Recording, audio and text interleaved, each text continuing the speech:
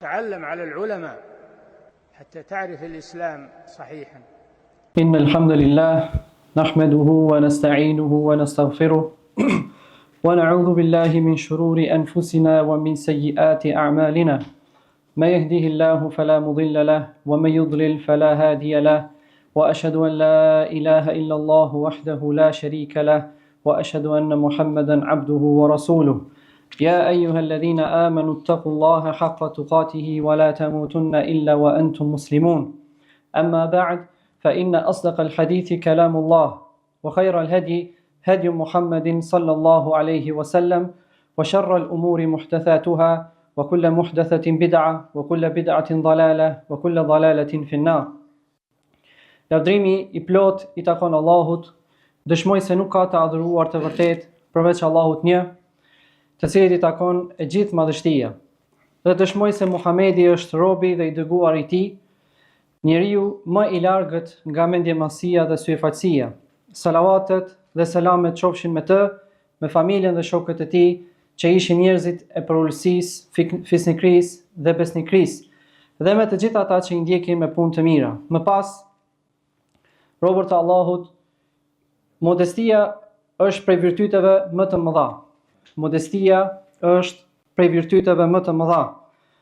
Allahu ja ka urdhëruar këtë moral fisnik të dërguarit të Tij sallallahu alaihi wasallam, dhe ai ka qenë për njerëzit prijesi shembull në modesti, duke qenë dhe prijesi I të gjithë bijve të Ademit, lavdrimet, ndërimet dhe shpëtimi I Allahut qofshin me të. Allahu I madhruar ka thënë: Ya ayyuhalladhina amanu man yartadda minkum an dinihi fasawfa ya'ti Allahu biqaumin yuhibbuhum wa yuhibbuna. O ju besimtar, nëse ndokush prej jush e braktis besimin e vet, dijeni se Allahu do të sjell njerëz që I do dhe që e duan. Adhillatin 'alal mu'minin, a'izzatin 'alal kafirin. Yujahiduna fi sabilillahi wa la yakhafuna lawmata la'im. Dhalika fadlullahi yu'tihi man yasha wallahu wasi'un alim. Të përullur me besimtarët.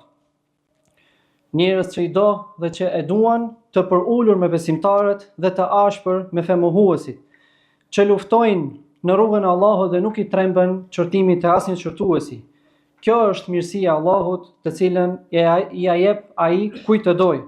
Allahu është bujar I madh dhe I gjithditur. Allahu I madhruar, duke folur për profetin e Tij sallallahu alaihi wasallam, dhe që të marrim shembull prej tij, ka thënë: Fa bima rahmetin min Allahi linta lahum. Në saj të mëshirës së Allahut u solle butësisht me ata.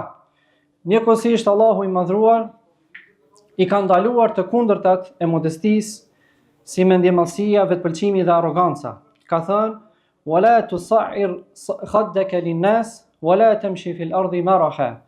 Mos I trajto njerëzit me nënçmim dhe mos ec në tokë me mendjemasi. Inna Allaha la yuhibbu kulla mukhtalin fakhur. Se vërtet Allahu nuk I do mendjemdhënjt dhe mboracakët. Waqsid fi mashika. Dhe ec me kujdes dhe me përmbajtje. Domethënë, mos ju mrol në fytyrë bashkëbiseduesit për ta nënçmuar dhe për ta lartësuar veten mbi të. Dhe mos ec me ecje të mëdhenjve, por ec me qetësi dhe me modesti. Profeti sallallahu alaihi wasallam ka urdhëruar të kemi modesti. Ka thënë në hutbën e tij: Ala inna rabbi amarani an u'allimakum ma jahiltum mimma 'allamani yawmi hadha. Me të vërtetë Zoti im më ka urdhëruar që t'ju mësoj atë që ju nuk e dinit, prej gjërave që mi ka mësuar sot. Dhe hadithi vazhdon dhe më pas thot: Wa ahlul jannati thalathatun, dhu sultanin muqsit, mutasaddiqun muwaffaq, wa rajulun rahimun, rafiqul qalb, li kulli dhi qurba wa muslim, wa afifun mutaaffifun dhu iyal. Banorët e xhenetit janë 3 llojesh. I pari, njeri që ka qenë me autoritet, I drejt, dhënës I sadakave dhe I suksesshëm. Lloji I dytë, njeri I mëshirshëm, zemërbut me çdo familjar dhe musliman, I mëshirshëm, zemërbut me çdo familjar dhe musliman, dhe lloji I tretë, njeri I ndershëm, I ruajtur që nuk lyp dhe që ka fëmijë. domethënë i varfër dhe me familje më të madhe, por që nuk e shtyn të fitojë në mënyrë të pandeshme ose që t'i lyp njerëzve. Dhe më pas në hadith thot: "Wa inna Allaha awha ilayya an tawada'u hatta la yafkhara ahadun ala ahad wa la yabghi ahadun ala ahad." Me dhe vërtet Allahu më ka zbritur shpallje. Pra më ka zbritur shpallje me urdhrin: bëhuni modest, në mënyrë që të mos krenoheni njëri mbi tjetrin dhe të mos i bëni padrejtësi njëri tjetrit. E ka transmetuar Muslimi. Nga ana tjetër, profeti sallallahu alaihi wasallam u ka dhënë lajmin e gëzueshëm atyre që bëhen modest dhe e ulin veten se për ta do të ketë ngritje. Ka thënë: "Ma naqasat sadaqatun min mal", dhënia sadaka nuk e pakson pasurinë. "Wa ma zada Allahu 'abdan bi'afwin illa 'izza", robit i cili i fal të tjerët, Allahu i shton vetëm lartësim.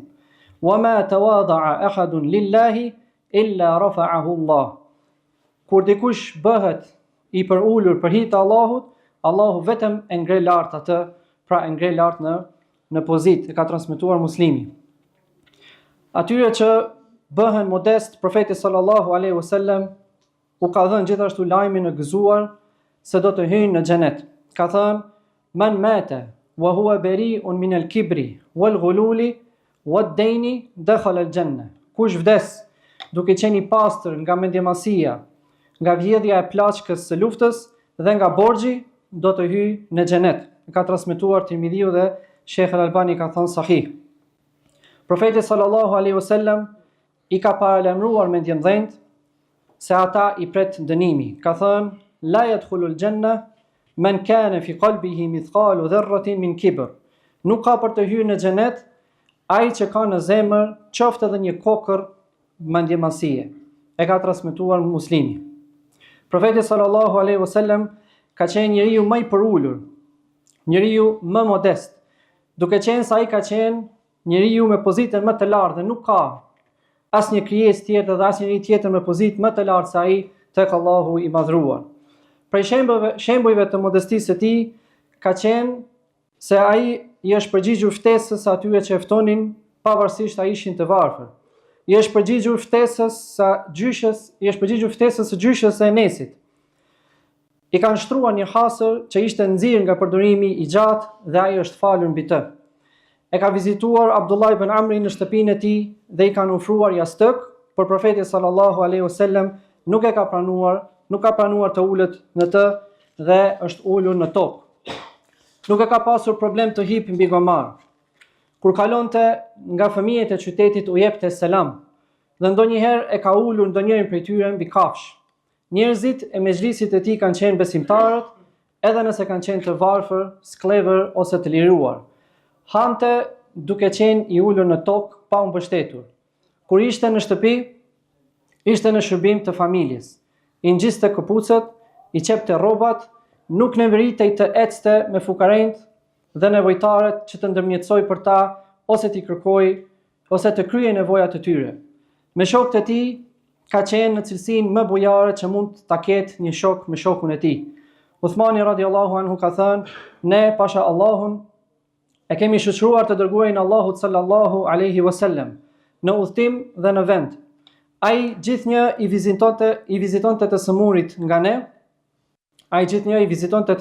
ne, i ndiqte xhenazet tona, luftonte me ne, na ngushllonte kur kishim pak dhe kur kishim shumë." E ka transmetuar Ahmedi. Prandaj Allahu e lavdroft, i ngrit emrin dhe e shpëtoft nga çdo e keqe. Dhe na e bëft risk që ta ndjekim atë në mënyrë më të bukur. Morali më i bukur ka qenë morali i tij dhe udhëzimi më i mirë ka qenë udhëzimi i tij. Laqad kana lakum fi rasulillahi uswatun hasana liman kana yarju Allaha wal yawmal akhir wa dhakara Allaha katira. Në të dërguarin e Allahut ka një shembull të mrekullueshëm. Në të dërguarin e Allahut ka një shembull të mrekullueshëm për atë që shpreson tek Allahu dhe dita e fundit dhe e përmend shumë Allahun. I them këto fjalë që dëgjuat, i kërkoj falje Allahut për mua dhe për ju, për çdo gjuna. Kërkoni dhe ju falje, vërtet ai është falës i madh dhe mëshirues.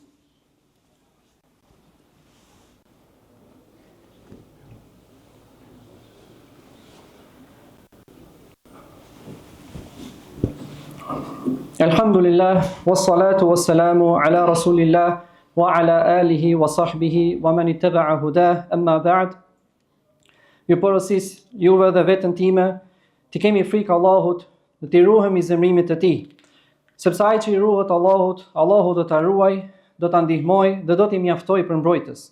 Më pas, prej cilësive të këqija me cilat provohen disa njerëz janë mendjemallësia dhe mburrja me arrogancë. Ju e dëgjuat rrezikun e mendjemallësisë dhe se një grimcë e vogël në zemër e mendjemallësisë e shpije robin në xhehenem dhe e pengon nga hyrja në xhenet. Çfarë të themi për dikë që ka në zemër mendjemallësi sa malet? Prej mendjemallësisë është refuzimi i së vërtetës dhe mendjemallësi është nënçmimi i njerëzve. Profeti sallallahu alaihi wasallam ka thënë: "El-kibru batarul haq wa ghamtu an-nas." Mendjemallësia është refuzimi i së vërtetës.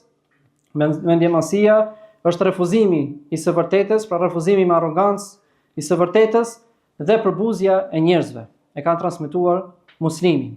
Prandaj ruhu o ti besimtar të mos i nënçmosh njerëzit për cilin do sebeb. Mos e nënçmo askënd për shkak të prejardhës së tij, ose kombësisë së tij, ose gjuhës së tij. Mos e nënçmo për shkak të varfërisë së tij, mosdijes së tij dhe as ngjyrës së tij. Asnjërin nga këto nuk i shikon Allahu.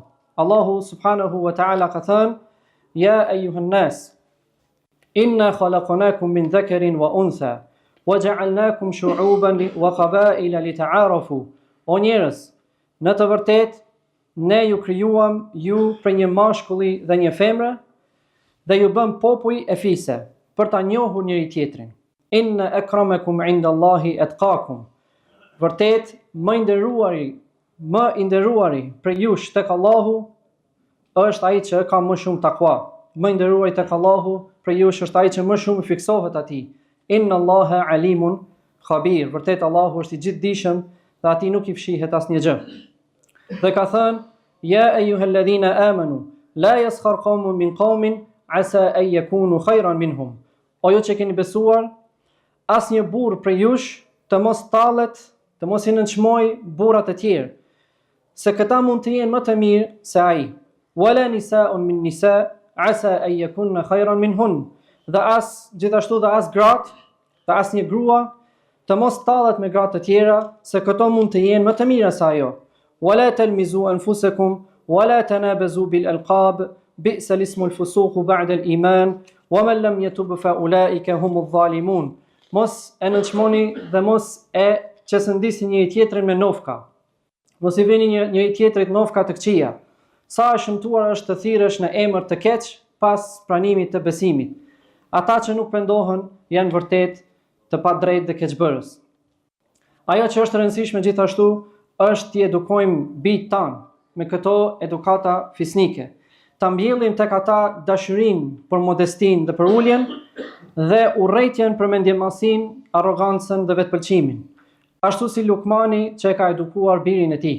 Sepse edukimi ju formëson atyre jetën. Lë gjurmë shumë të thella dhe rrënjë të thella. S'ka dobi nga ana tjetër ta ndalosh fëmijën tënd nga mendjemallësia, ndërkohë që ai të sheh ty duke praktikuar atë ndaj njerëzve që janë më poshtë teje, duke u sjellë me përbuzje ndaj një shërbëtori ose punëtori. Shembulli me vepra ndikon më shumë se çdo këshill me fjalë. O ju besimtar, dërgoni salavate dhe selame mbi të dërguarin tuaj, i cili u dërgua si mëshirë përmbar njerëzimin. Wa sallallahu wa sallama ala nabina Muhammad wa ala alihi wa sahbihi ajma'in.